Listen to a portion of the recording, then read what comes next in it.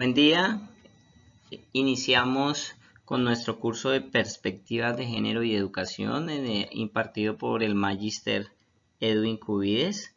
Nuestra primera actividad, exposición sobre los aspectos relevantes en la perspectiva de género, realizado por Jonathan Enrique Pedraza López y Diana Mireya Vega Briceño, quienes son maestrantes de la maestría en educación de la Corporación Universitaria Iberoamericana del año 2022. La primera pregunta que encontramos dentro de la primera actividad menciona cuáles son las construcciones históricas que conllevaron al abordaje de la perspectiva de género. El concepto de género comienza a surgir a mediados de los años 70 según la OEA, como respuesta a los interrogantes teóricos metodológicos planteados por la constatación de evidentes asimetrías y desigualdades existentes entre hombres y mujeres en función de su sexo. En 1974 se firmó en Argelia la Declaración del Establecimiento de un Nuevo Orden Económico Internacional que pretendió corregir las desigualdades existentes. Este hecho marcó la pauta para la celebración de la primera Conferencia Mundial de la Mujer en México en 1975. En ella se habló sobre discriminación, salud y desarrollo económico. De esta manera se advierte que el sexo está más ligado a la esfera biológica y que la noción de género tiene más bien un carácter sociocultural que es construida dentro de la sociedad en particular donde se desenvuelve el individuo, y es aquí donde se vuelve o no efectiva intentando regular el orden de las cosas y el comportamiento de las personas, según Álvarez en 2007. A través de una revisión histórica se plantea el surgimiento y la apropiación de los conceptos de equidad e inequidad de género, así como los roles de la mujer, el nacimiento del patriarcado y en relación de poder la construcción de los roles de género y las manifestaciones de igualdad y desigualdad en las organizaciones sociales. La presente revisión se encuentra en 4 grandes bloques o periodos históricos. Iniciamos con la equidad de género en las primeras sociedades prehistóricas para algunos investigadores y pensadores como Eagles, Mars, Fontela, Martínez, Sánchez y Soler. En tiempos prehistóricos, a las mujeres se les vinculó con el espacio del hábitat, consideradas como acompañantes y objetos sexuales cuyo papel principal era la reproducción. En este sentido, según Frappan en 2008, sostiene que la organización social de los primeros homínidos estaba formada por un macho dominante que gobernaba el destino de los otros machos del clan y la cópula con hembras era decisión suya. Los roles de género de las mujeres en la Edad Media, la Iglesia jugó un papel clave mediante la construcción de 2 figuras fuertes para identificar a las mujeres: Eva, creada a partir de la costilla de Adán, que provocará la expulsión de ambos del paraíso, y María, quien representa la virginidad, la castidad y la abnegación como esposa y madre. Se concibe entonces un conjunto de características propias de las mujeres: casta, prudente, trabajadora, honrada, callada, obediente, hermosa y sorprendentemente culta. Ya para la Edad Media, solo la mujer noble podía gozar de ciertos privilegios. Se encargaba del cuidado y la educación de los hijos, de la organización de los empleados de la casa y de la economía. Ocupaban un lugar importante durante la ausencia del esposo, como una en épocas de guerras y cruzadas. Frecuentemente eran utilizadas como moneda de cambio de las uniones matrimoniales que servían para sellar pactos estratégicos o políticos. Ya para la Edad Media del siglo XV y siglo XVIII, las mujeres estaban forzadas a ser fértiles. Las pobres daban a luz cada 24 o 30 meses. Tener hijos constituía una carga y un privilegio de las mujeres. En lugares como Italia y Francia, la mujer que paría era festejada y mimada. Era un auténtico honor estar embarazada. Los esposos reprochaban a las mujeres que dieran pecho a su vista. y las mujeres ricas de esta época frecuentemente evitaban amamantar a sus hijos que eran amamantados por mujeres pobres. En esta familia será común tener sus propias amas de cría. Con más frecuencia, los recién nacidos de las ciudades de Italia, Francia, Alemania e Inglaterra eran enviados al campo para que los amamantaran las mujeres campesinas. Ya para la edad contemporánea, desde finales del siglo XVIII hasta el presente, la escritora francesa Olympe de Gouges, en 1745 a 1793, es considerada también una de las precursoras del feminicidio.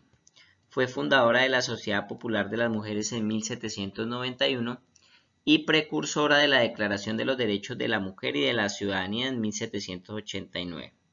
En respuesta a la Declaración de los Derechos del Hombre y el Ciudadano propuesta en la Revolución Francesa, de Gouges reclamó un trato igualitario de la mujer con respecto al hombre en todos los aspectos de la vida, públicos y privados, entre esos el derecho al voto, a ejercer cargos en el gobierno, a hablar en público sobre asuntos políticos, a la propiedad privada, a la participación en el ejército, a tener igualdad de poder en la familia y en la iglesia, así como la educación pública. Pulso 1993.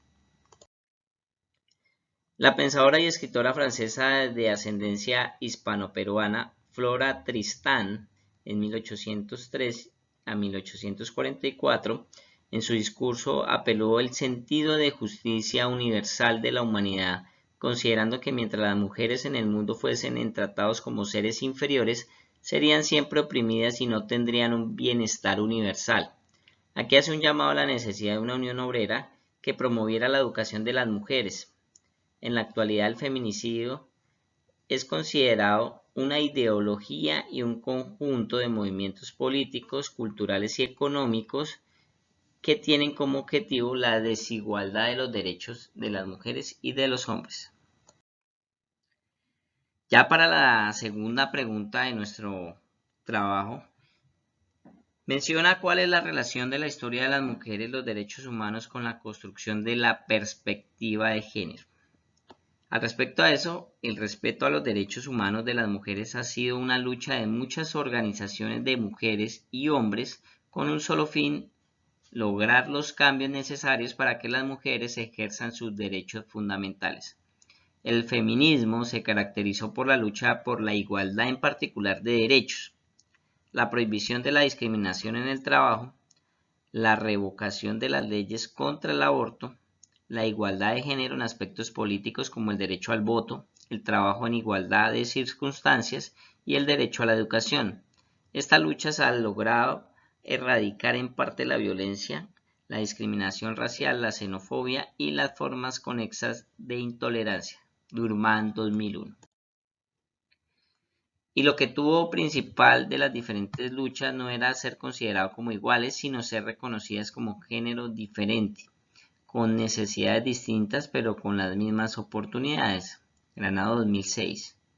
Cimentando el respeto de las personas, como sujetos instalados en una realidad social que están en capacidad de transformar sus perspectivas a partir de sus aprendizajes, incorporar del conocimiento y los intereses de hombres y mujeres, encaminadas hacia la construcción de estructuras sociales e institucionales más justas y equitativas, destacando así la necesidad de garantizar que la igualdad de género sea primordial en todas las áreas del desarrollo social. Y ya para finalizar nuestra última pregunta, ¿cómo se genera el encuentro de la educación y la perspectiva de género? Hablar de género en educación se refiere a que niñas y niños, mujeres y hombres sean capaces de comenzar la transformación de patrones valorativos y de conducta que les permite efectivamente adquirir diferentes destrezas y habilidades desde el respeto a sus diferencias sexuales y de género. Como un principio pedagógico que enriquezca a las personas, este es el propósito de transversalizar la perspectiva de género como política pública. La escuela es el agente más importante en la formación integral de la personalidad del individuo.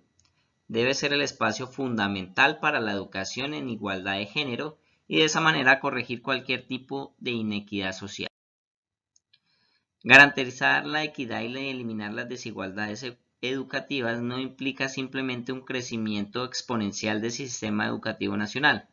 En otras palabras, lograr la equidad de género no solo significaba incorporar a más niñas, adolescentes y mujeres adultas en los distintos niveles educativos, sino erradicar todas las formas de manifestación del sexismo en los procesos educativos. Estamos convencidos y más que seguros que la educación en la escuela es el mejor espacio para eliminar los estereotipos discriminativos de la historia, con una educación con enfoque de igualdad de género que es una forma de prevenir la violencia contra las mujeres, los embarazos de adolescentes, erradicar el machismo, evitar la discriminación y promover la igualdad de derechos de todas y todos. En una educación con enfoque de igualdad de género se ofrece formar una sociedad más justa y equitativa con los mismos derechos y responsabilidades para mujeres y hombres, donde todos deben conocer, comprender y transformar aquellas condiciones que hacen las desigualdades, analizando las realidades en que vivimos respaldadas con leyes y políticas nacionales e internacionales como una necesidad para que las sociedades sean más justas en igualdad de derechos.